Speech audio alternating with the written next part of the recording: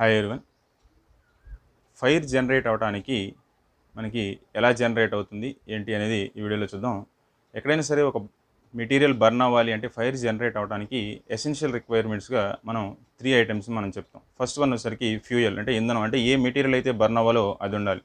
Second one వచ్చేసరికి air, అంటే ఇది ఎందుకు అంటే మనకి బర్న్ అవ్వాలి అంటే ఏదైనా సరే ఆక్సిజన్ రిక్వైర్మెంట్ ఉంటుందనే సంగతి మనకు తెలిసిందే. సో ఆక్సిజన్ అక్కడ తీసుకోవడం కోసం గాలి అనేది అక్కడ మనకి బర్నింగ్ సిచ్యువేషన్స్లో ఉండాలి. థర్డ్ వన్ వచ్చేసరికి మెయిన్గా ఇగ్నిషన్ టెంపరేచర్ అంటాం, జ్వలన ఉష్ణోగ్రత. అంటే ఒక మెటీరియల్ బర్న్ అవ్వాలి అంటే ఒక సర్టైన్ టెంపరేచర్కి రీచ్ అయిన తర్వాత మాత్రమే అది బర్న్ అవ్వటం స్టార్ట్ అవుతుంది. సో ఇది మనం జనరల్గా డైలీగా మనం చూసేటువంటిది. పేపర్ అంటుకున్నంత ఈజీగా మనకి కర్రపుల్లలు అనేటువంటివి అంటుకోవు. అంటే ఏంటంటే ప్రతి మెటీరియల్కి దానికి కరస్పాండింగ్గా ఒక ఇగ్నిషన్ టెంపరేచర్ ఉంటుంది. ఆ టెంపరేచర్ రీచ్ అయిన తర్వాత మాత్రమే అక్కడ అవి బర్న్ అవ్వటం స్టార్ట్ అవుతాయి. సో ఈ మూడిట్లో ఏదైనా సరే ఒక రిక్వైర్మెంట్ని మనం కంట్రోల్ చేసి ఫైర్ని కంట్రోల్ చేస్తాం.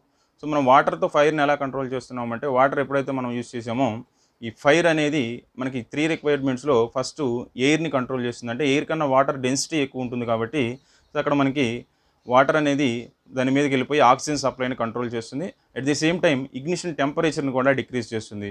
అంటే ఎప్పుడైతే వాటర్ లో టెంపరేచర్ దగ్గర ఉంటుంది కాబట్టి ఇది దాని మీద రాగానే దాని టెంపరేచర్ అనేది డిక్రీజ్ అవుతుంది కాబట్టి అక్కడ ఇంకా ఎక్కువ హీట్ అనేది సప్లై కావాలి.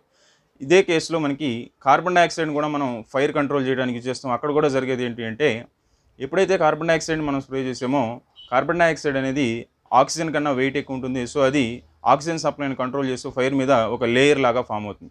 ఇలా మనకి ఈ ఫైర్ని కంట్రోల్ చేయడానికి ఈ 3 ఎసెన్షియల్ రిక్వైర్మెంట్స్లో ఎనీ వన్ని మనం కంట్రోల్ చేయగలిగితే ఆటోమేటిక్గా ఆ ఫైర్ అనేది కంట్రోల్ అవుతుంది. అంటే మనం ఇక్కడ ఫ్యూయల్ని కంట్రోల్ చేయలేం కాబట్టి మీ రిమైనింగ్ 2లో ఎయిర్ కానీ ఇగ్నిషన్ టెంపరేచర్ కానీ ఈ 2 ఫ్యాక్టర్స్ని కంట్రోల్ చేసి ఫైర్ని మనం కంట్రోల్ చేస్తాం. Thank you for watching.